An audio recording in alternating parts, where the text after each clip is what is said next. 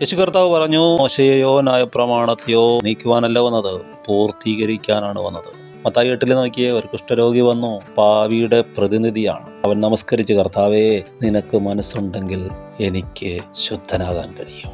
യേശു പറഞ്ഞു, എനിക്ക് മനസ്സുണ്ട്. കയറി അങ്ങ് തൊട്ടു, അവൻ്റെ കുഷ്ഠം മാറി. പക്ഷെ അടുത്താണ് ശ്രദ്ധിക്കേണ്ടത്. യേശു പറഞ്ഞു, നീ ചെല്ലേ സാക്ഷ്യത്തിനായിട്ട് പുരോഹിതന് കാണിച്ച് മോശെ കൽപ്പിച്ച വഴിപാട് കഴിക്കുക.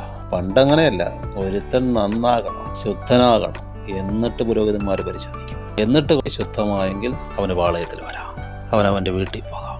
ഇന്നങ്ങനെയല്ല, കർത്താവ് ആദ്യം തൊട്ട് ശുദ്ധനാക്കും. നിനക്ക് വേണ്ടി അവൻ കഷ്ടമനുഭവിച്ചു, പിന്നെ ശുദ്ധനാക്കി, എന്നിട്ട് പുരോഹിതന്മാർക്ക് കൂടും. നിങ്ങൾ നോക്ക്, നിങ്ങളുടെ പ്രമാണത്തിന്റെ കോല് വെച്ച് അളന്ന് നോക്ക്. കീർത്തനം 92 പറയുന്നു, നമ്മുടെ പ്രവൃത്തി കൊണ്ടല്ല, കർത്താവ് തന്റെ പ്രവൃത്തി കൊണ്ട് നമ്മളെ സന്തോഷിപ്പിക്കുന്നു. എൻ്റെ രക്തം കൊണ്ട് വീണ്ടെടുത്തു, എൻ്റെ വചനം വായിച്ച് സൗഖ്യമാക്കി.